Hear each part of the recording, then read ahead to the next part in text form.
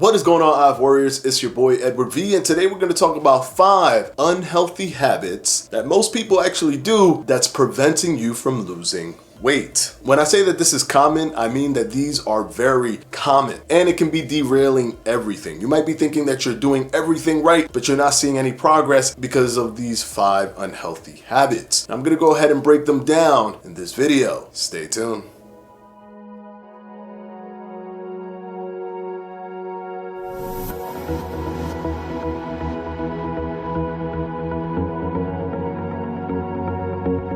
Alright guys, quickly before we start, this video is brought to you by yours truly, Fledge Fitness and the Fledge Fitness Jump Rope. If you haven't ordered yours yet, what are you waiting for? With the ergonomic design, aluminum handle, and swivel design, you can't go wrong with the Fledge Fitness Jump Rope. Due to this pandemic event, we have had some delays in the units received, but the units are being sent to us, and as soon as we receive them, we will send them out to all of the pre-orders. If you want yours, you can click on the top right hand corner of this video or the link down in the description below. And of course, as always guys, thank you for your support. Now let's go ahead and move on to the video. Now we're going to jump right into it with the first unhealthy habit that most people do that's preventing them from losing weight. And the first one we're going to touch on is a lack of drinking water. Now, hear me out here. Yes, if you don't drink water, there are a multitude of things that you're leaving on the table and things that can actually affect you negatively. For example, studies have shown that there is an increased level of fatigue when you are not hydrated and you're going to the gym. Hydration is paramount when you're doing physical activities. Studies have been able to see an increase in fatigue and massive reduction in activity simply from a 2 to 3% water reduction. So you always want to ensure that you're going into these activities hydrated. And if you aren't aware, one of the most common causes for things like headaches comes from dehydration or a lack of hydration. There's a consensus of about 64 ounces per day, but if you get close to that, you'll be okay. That's about 3 20-ounce bottles per day. But also keep in mind that when you eat, there's water in there, and when you're drinking other things, it has water. But just pure water removes all of the unnecessary calories and sugar and all of that stuff, but still hydrates you. And just to add the period at the end of the sentence and how this connects to weight loss, studies have consistently shown that water increases metabolic rate because your body has to cool the water down whenever you drink it. So this creates a thermogenic effect by simply drinking water. A thermogenic effect without calorie consumption will help you lose weight in the long run. They even done a study with a metabolic chamber where they actually looked at the energy expenditure and noticed that on average, the body was trying to heat the water from 22 degrees Celsius to 37 degrees Celsius, which increased their metabolic rate about 30%. Now, this isn't going to be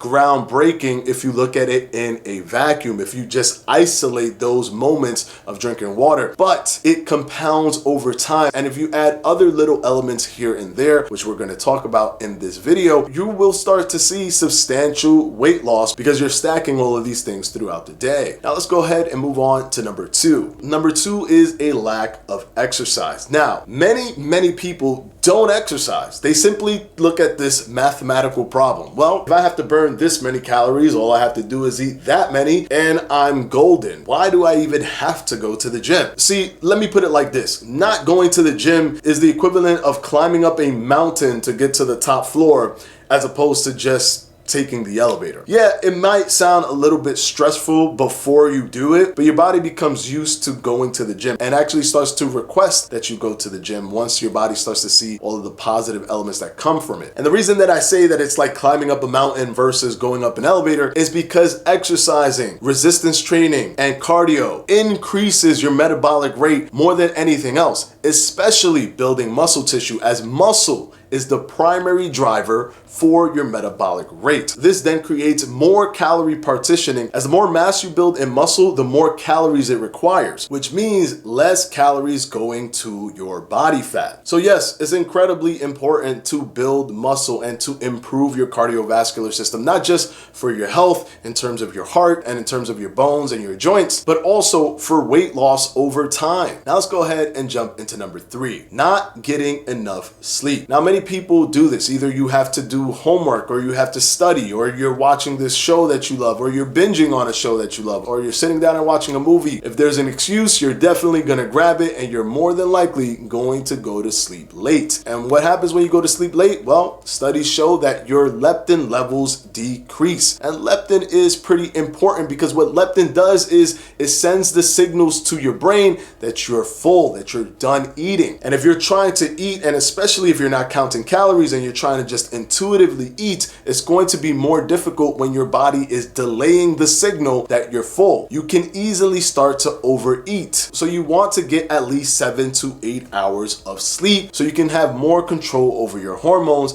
and especially over leptin. And also the studies show that when you go to sleep late and wake up late, you are more fatigued. So your NEAT, which is your non-exercise activity thermogenesis, so the energy that you expend by just living your life and doing things, going to work, cooking at home, moving around, that reduces. And this is a compounding element that will stack over time, and that will work against you. So you want to make sure that you're getting your sleep because it's very, very important for controlling weight loss. Now let's go ahead and move on to number 4. Overestimating how much weight you're losing when you go to the gym or when you exercise. Now, I know a lot of you are probably saying to yourself, wait a second, buddy, you literally just said not going to the gym is an unhealthy habit. Now you're saying I'm not burning that much from going to the gym. I'm overestimating. You cannot look at it in an isolated fashion. For the positive effects of going to the gym, that is broader. That is over time. That is once you get to a certain level, you're doing those things. Building muscle mass partitions calories in your favor, improves metabolic rate as it is the primary driver for your metabolic rate. Increasing your cardiovascular system increases insulin sensitivity, which helps you burn more fat. That's all comes as you continue to build your muscle, as you continue to increase your cardiovascular system. But if you isolate on a daily basis and do your exercise and think, oh, I must have burned 800 calories, you are more than likely overestimating. There was a study done in a metabolic chamber where the researchers were actually looking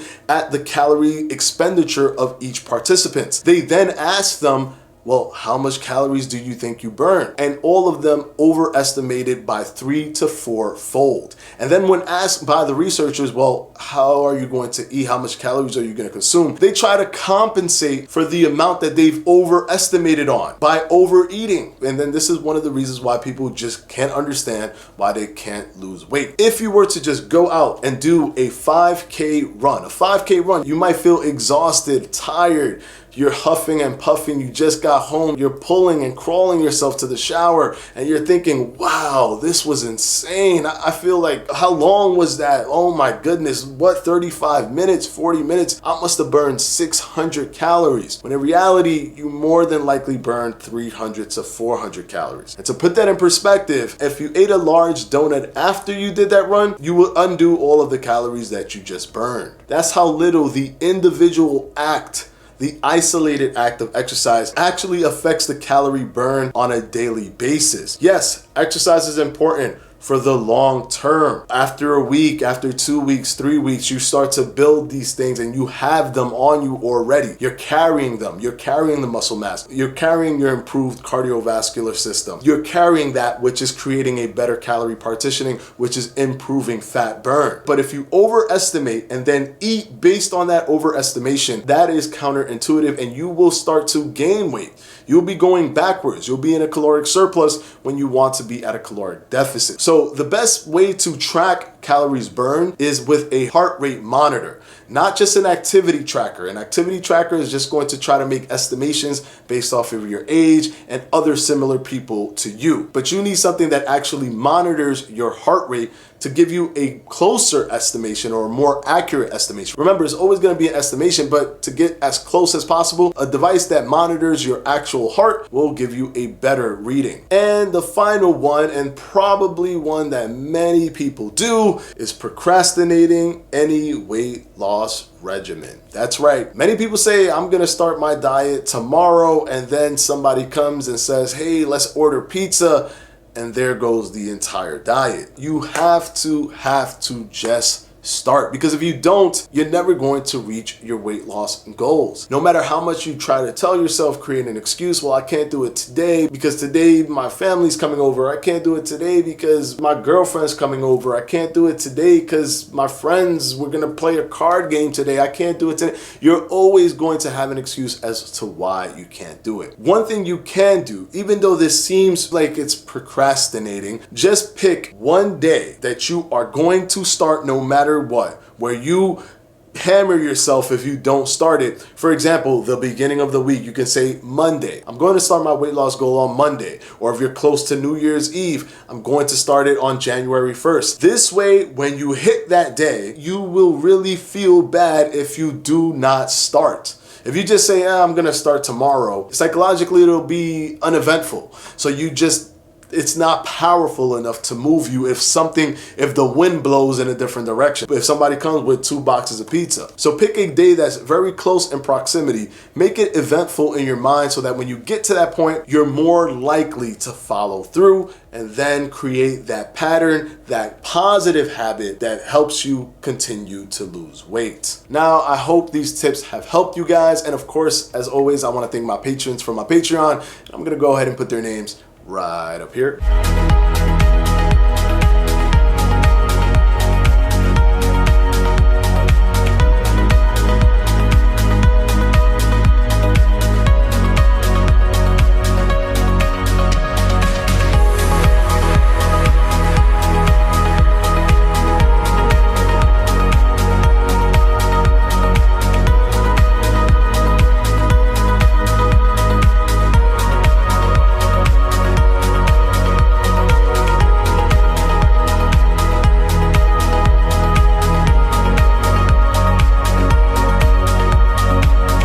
And as always, guys, I'll see you on Sunday for another FAQ. Peace!